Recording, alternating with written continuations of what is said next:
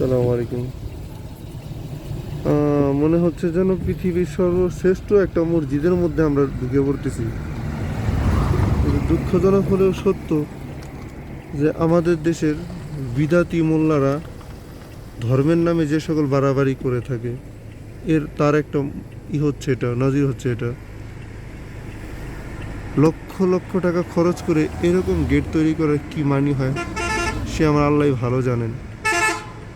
আর কি, যে কেহ দেখে এটা হতাশ হবেন হয়তোবা, যেটা হয়তোবা বিশাল কোনো মসজিদ বা বিশাল কোনো প্রকল্পের মধ্যে হয়তোবা প্রবেশ করছে, অথচ এটা শুধুমাত্র কাপড়ে মোড়ানো বা ইসে করা একটা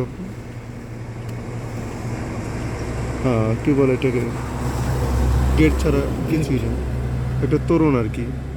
তো আল্লাহ আমাদের হেফাজত করুন যে এই সকল যাক বিশ্ব অনুষ্ঠান দেখিয়ে লাভ নেই আসলে। একটু পিছনে যান তো, একটু পিছনে যান, একটু আর একটু করি ভালো করে।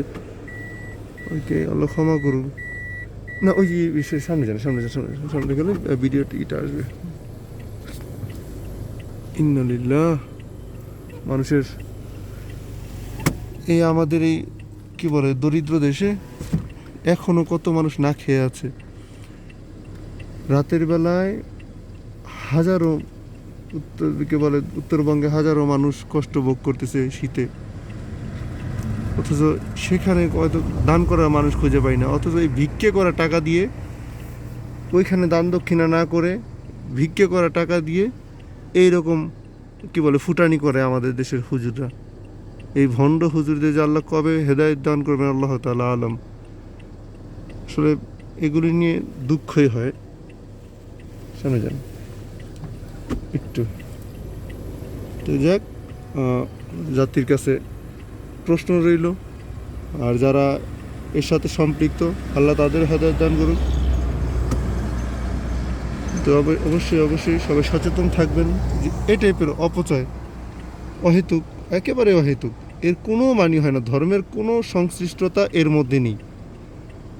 আপনারা দেখে থাকবেন যে আমাদের মুসলিমদের সবচাইতে বড় যে উৎসব সেটা হচ্ছে হজ, বা যেটাকে আমরা বাৎসরিক সবচেয়ে বড় মাহফিল মনে করি, সেটা হচ্ছে হজ। সেই হজের মতো জায়গাতে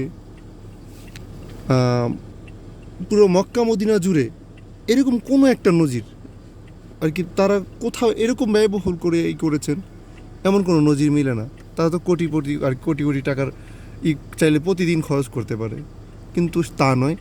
আমাদের দেশে ভিক্ষে করা টাকা দিয়ে এভাবে ওয়াজ কী বলে ওয়াজ উরুস মাহফিল, হ্যাঁ, মহা পবিত্র বিশ্ব ওরস শরীফ, কি বলবো, ধর্ম, এগুলো ধর্ম নামে কী চলছে আল্লাহ তাআলা আলম। এগুলি ধর্ম না আর কিছু। তবে যাই হোক, ধন্যবাদ, জাযাকাল্লাহ। যারা সতর্ক মুসলিম ভাই বোন আছেন তাদের প্রতি অনুরোধ থাকবে যে ধর্মের নামে এই সকল ভণ্ডামি ছেড়ে দিয়ে সঠিক কোরআন ও সুন্নাহর পথে আসুন এবং দাওয়াত ও তাবলীগের পথে আসুন। আমরা সবাই মিলে ধর্মের নামে ভণ্ডামিকে ছেড়ে দিই। জাযাকাল্লাহু খাইরান। সুবহানাকাল্লাহুম্মা ওয়া বিহামদিকা আশহাদু আল্লা ইলাহা ইল্লা আনতা আস্তাগফিরুকা ওয়া আতুবু ইলাইক।